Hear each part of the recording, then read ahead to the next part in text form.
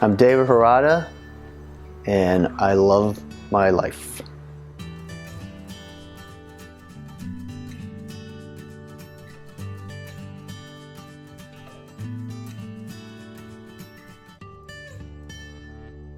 Tell me a little bit about you and your background. Okay, so I was born out of my mother's womb. That's a pretty common thing. Were you an only child, first of all? I actually have two older sisters who were a bit older than me, so I grew up, I feel like an only child. By the time I realized I had sisters, they were done, gone, and out of the house. So I was I would say I was raised as a spoiled child. Not a spoiled brat, a spoiled child. I had a very, very good, lucky upbringing. Very fortunate. And to this day, your parents are still with you? Oh, geez, yeah, they're crazy. So we should expect my dad to be barging in here at any time, but at 92 and 91 years old, I'm surprised they're not here. They work every day. They come to shop every day. It's my dad's life. This is his passion, driven, but he's never quit. They both never quit coming to work, and that's, I think, why at their age are active and take care of themselves. They've never stopped doing their daily routine. So what was like for them before you came along? So what I hear, and people have heard of the internment camps back during the war. My parents are second generation Japanese. They were instructed to go to actually I think they ended up at the LA County Fairgrounds, which is where Pomona is, and from there they were shuttled. My dad was shuttled to Arizona, my mom was shuttled to Wyoming, where they were put in what they call internment camps. Not concentration camps, but internment camps that were, the government said, were built to protect the Japanese during World War II, which I got great stories of my dad and how he contradicted that deal, but that's where they were as teenagers and ended up in Ohio for their later teenage years. Ironically, my dad goes into the service during the Korean War. Actually, they were married before he went. And they ended up here in Lowell, Indiana through a friend of my dad's who he met in the service.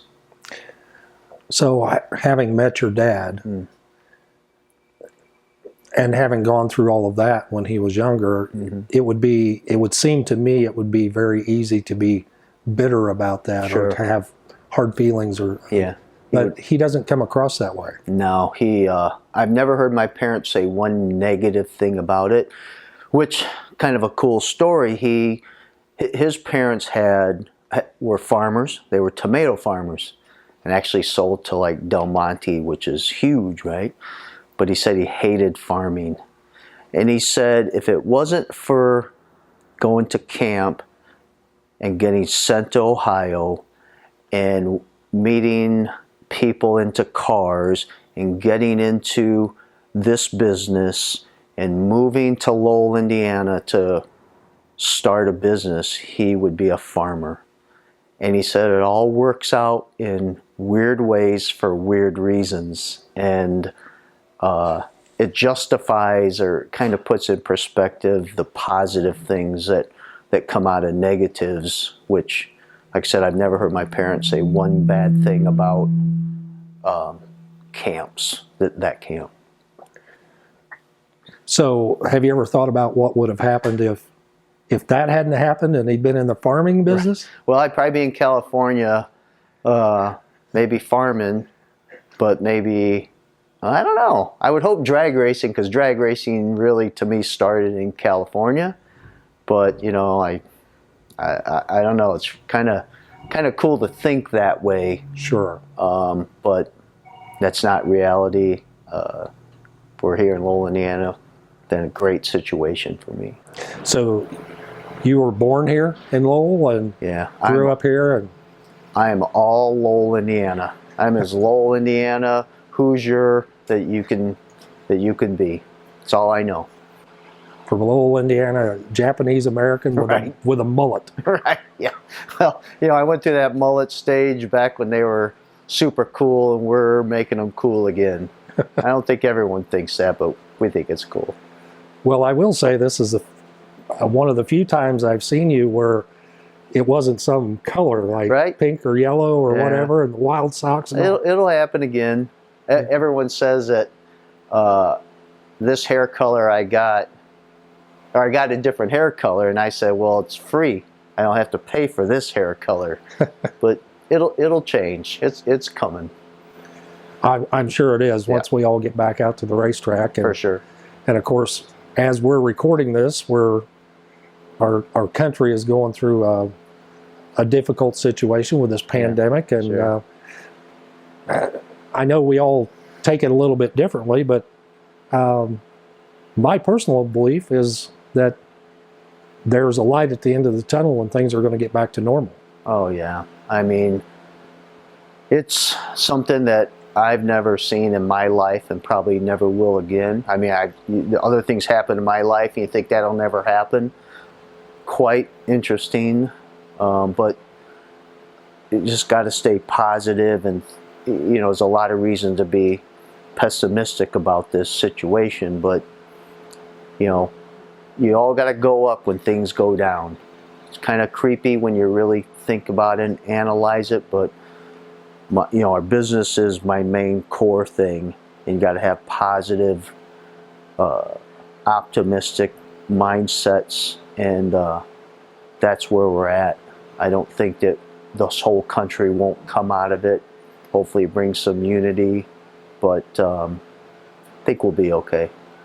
Having been Lowell born and bred, and this business here, this has got to be a pillar of the community.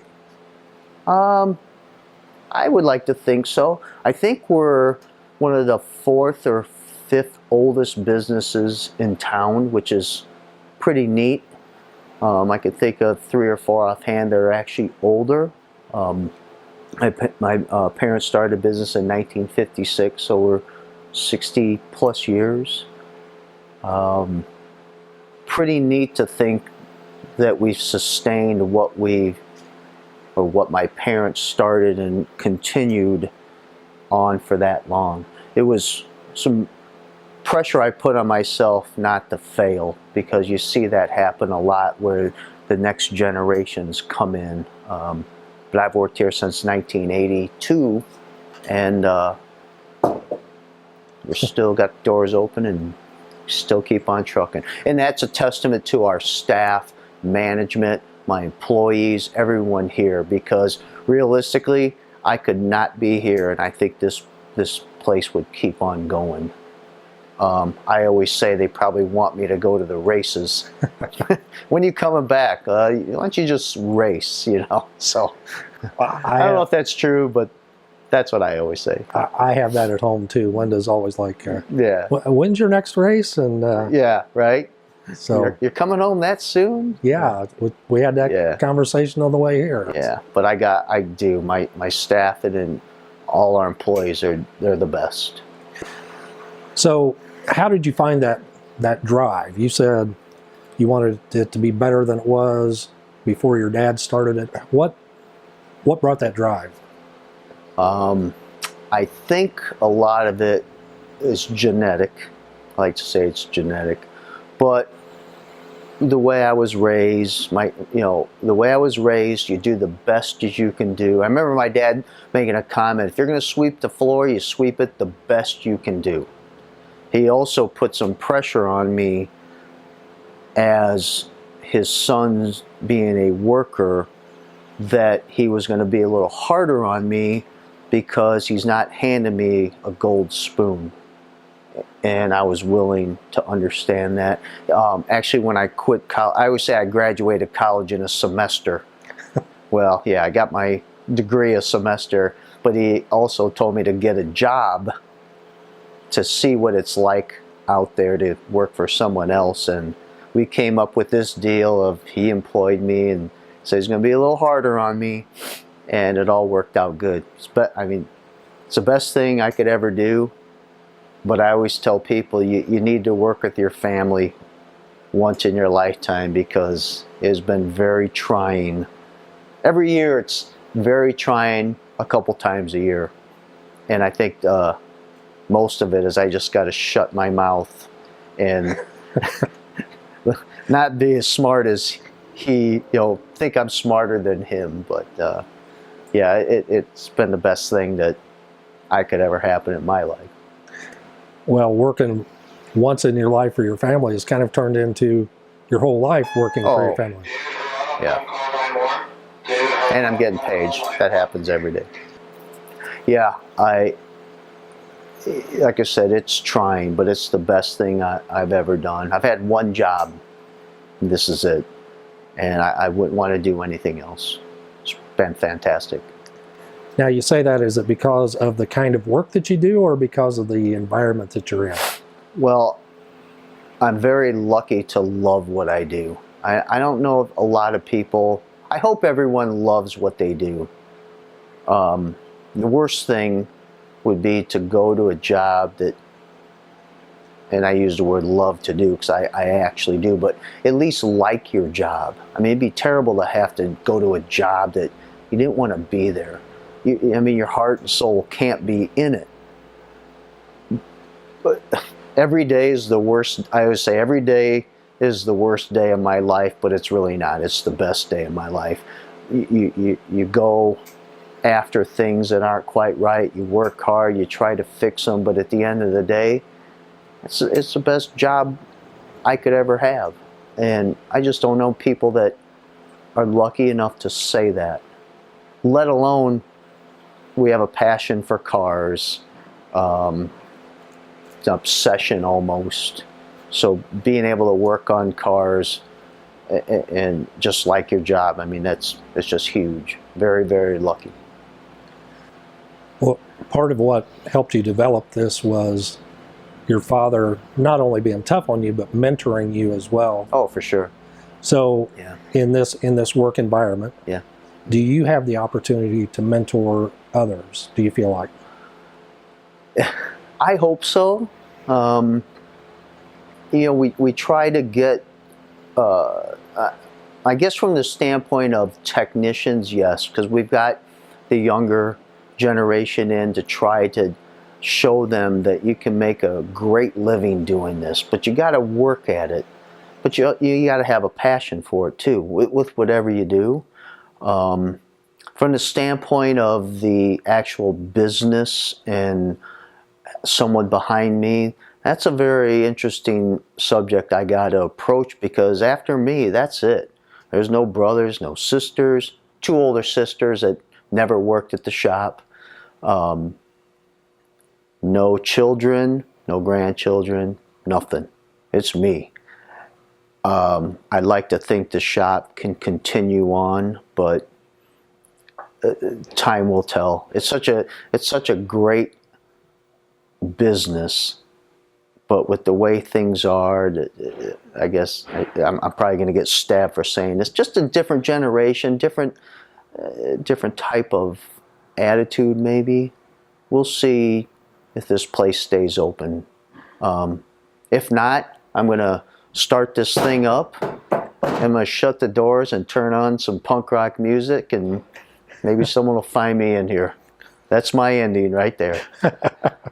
Well, let's hope it doesn't come down to that.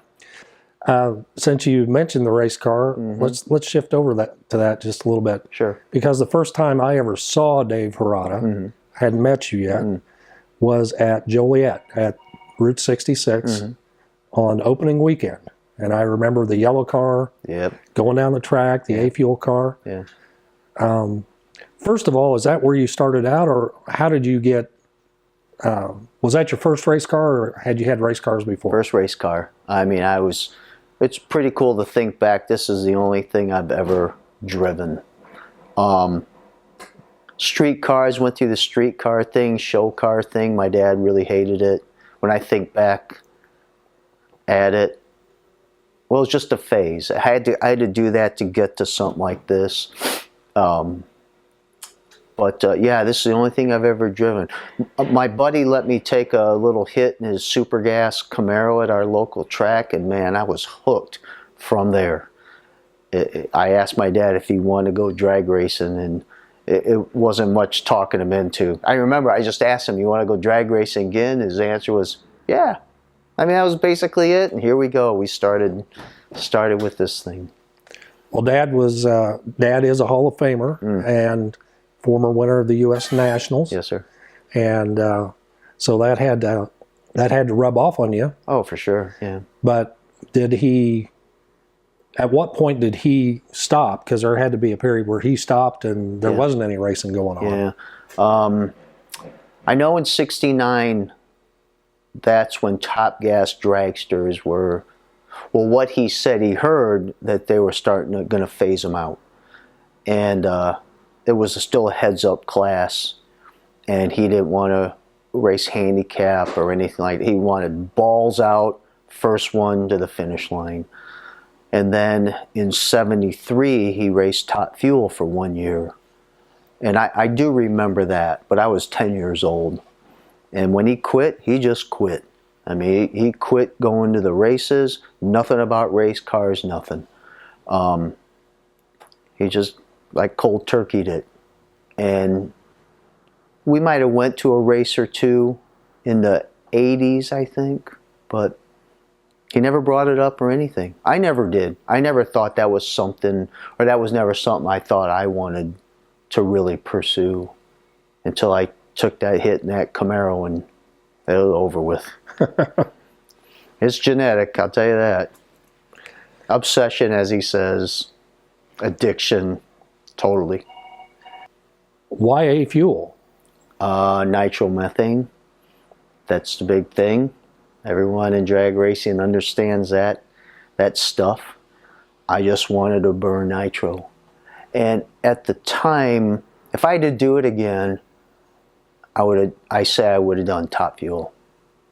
But back then it wasn't logical. Probably not logical now, but 20 years later, everything, you got your feet planted in Top Fuel car, kind of the same as this thing.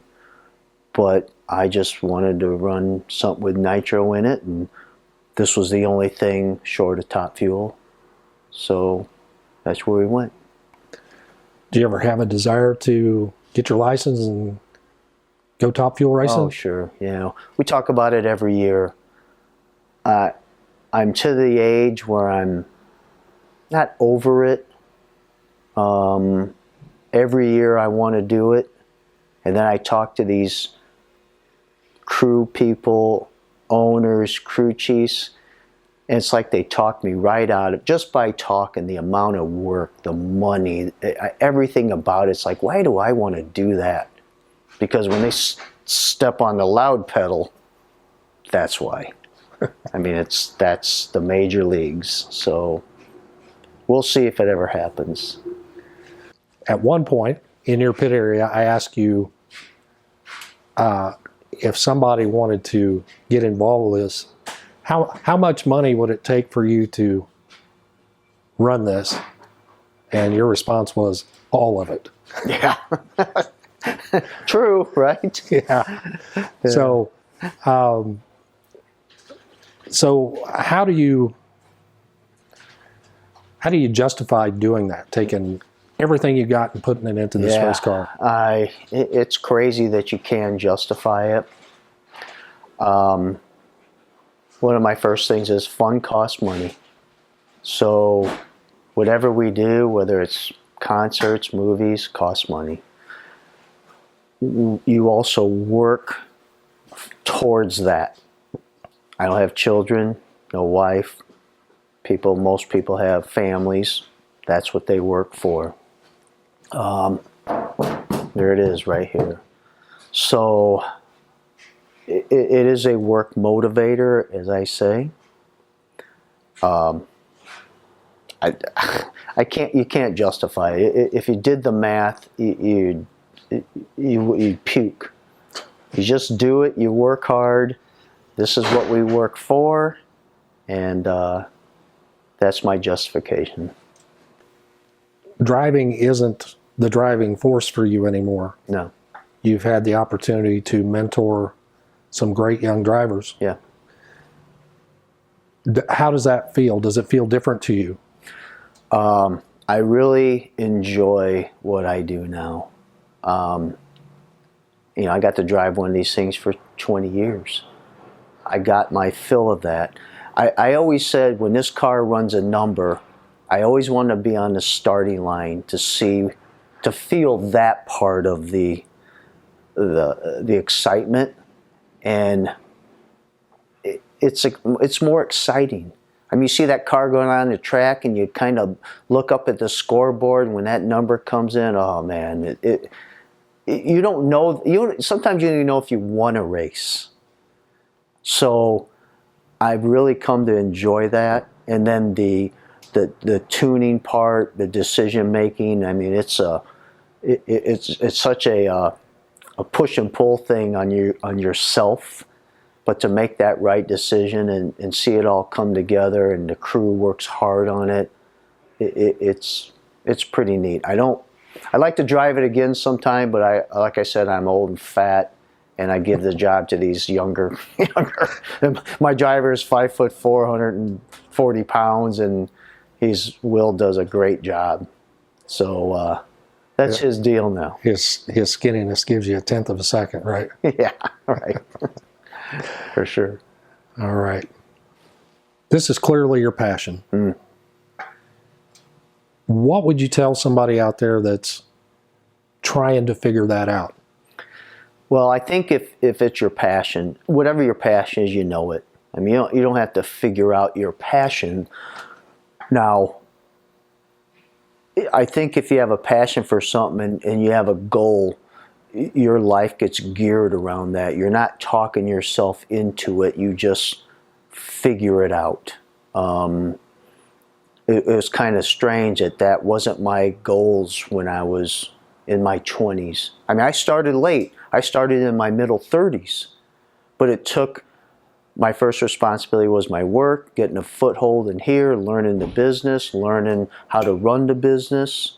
Then with that comes your entertainment, which is stuff like this. So, and I think at that time it was just the right time, and I knew it, but I knew I wanted to do that, and it wasn't, if you analyze it, it'd be like, that's not the right thing to do. But I encourage everyone to do it, and I think anyone that gets into it younger, they're going to know, and their families know. So you gear your life around it. Hopefully make smart decisions. It can ruin your life. So me and my dad had a deal. This cannot stop our livelihood. And luckily it hasn't. I think we've got control over our addiction in some goofy way.